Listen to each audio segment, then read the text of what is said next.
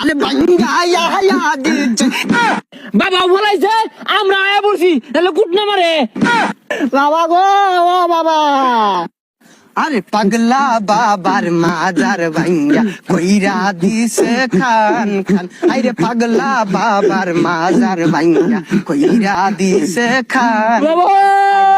এখন আমরা কোথায় গেলে পাইবো এমন বাসস্থান? হাইরে এখন আমরা কোথায় গেলে পাইবো সিদ্ধির বাসস্থান? হাইরে পাগলা বাবার মাজার ভাঙ্গা কইরা দিছে খান খান। আরে থাম, এদিন গান বাজনা করলে কাম হইতো না, প্রতিবাদ জানার লাগবো। দফা এক দাবি এক। আরে স্লোগান ধর।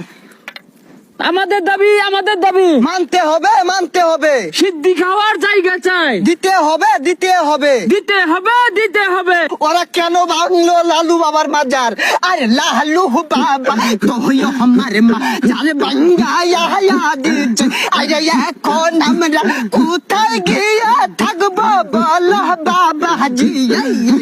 আরে থাম, প্রতিবাদ হবার আইছি, খালি গান চাষি কি দরজ কারণ কি?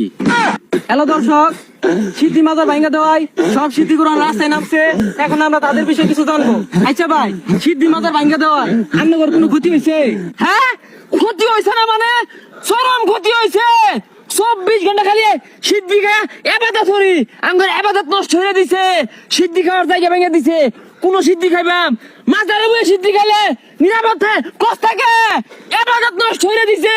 নলটা বলি নমজ হয়ে থাকে সিদ্ধি খায়া। আচ্ছা না কি ইবাদত করতাই? বাবা আরো চরণ দাস কইরা থাকতাম 12 মাস। আরে বায়া আবার চয়রণ কইরা থাকতাম 12 মাস। আরে কি আর বাবার উপরে থাকতাম, খুদাই মিছা কথা কো। বাবার নাম ভাঙ্গায়া বাবার উছিলাই খালি সিদ্ধি খাইতাম আর কি খিচুড়ি খাইতাম। ও এখন তো ভাঙ্গা দিছে, বাবাও বলাইছে আমরা আয়া বলছি তাহলে কুটনা মারে। আচ্ছা আপনি কোন মাজার থেকে আসছেন? আমি কালু বাবার মাজার থেকে আইছি, আর ও আইছে লালু বাবার মাজার থেকে। আরেকজন আছে ন্যাংটা বাবা মাজারের সিদ্ধিখুর, ওরে সামনে আনতাছি না, কারণ ও 12 মাসে ন্যাংটা থাকে আর সিদ্ধি খা। বাবা গো কই গেলা? বাবা গো ও বাবা, বাবা আমি তোমায় ভালোবাসি, চরণ ধরিতে বাবা গো বাবা তোমার কাছে আসি। বাবা কালু বাবা তোমায় ভালোবাসি। আরে আপনাদের মূল দাবিটা কি এটা আমাকে বলেন। মাজার ভাঙছে দুঃখ নাইকা, সিদ্ধি খাওয়ার জায়গা নাইকা। কত শান্তি লাগতো বাবা গো, সিদ্ধি খাইতাম বাবা গো বাবা। আমি তোমায় ভালোবাসি। আচ্ছা আমি বুঝছি আনারা মাজারও বিশাল ইবাদত করতেছুন। আচ্ছা নামাজ কয় ওয়াক্ত এটা কইছে? এই ওয়াক্তের কি আছে? আমরা সিদ্ধি খুরেরা দিনে রাতে নামাজ পড়বই থাই। এই যে আপনাদের শরীর থেকে গাঁজা পাতার গন্ধ আসতেছে, আর কতদিন ধরে গোসল করি না, তাও তো ঠিক ঠিকানা নাই। আপনাদের শরীরে কি ফেরেশতা আছে? আর আপনাদের শরীরে তো তেমন পর্দাও নাই। আরে মনের ভর্তা বড় ভর্তা, বাইরের ভর্তা দরকার নাই, তাই তো আমরা মাজারে দিনে রাতে সিদ্ধি খাই। আরে পাহানির ভিতর জ্বললে বাতি ঝড় বাতাসে নিবে না।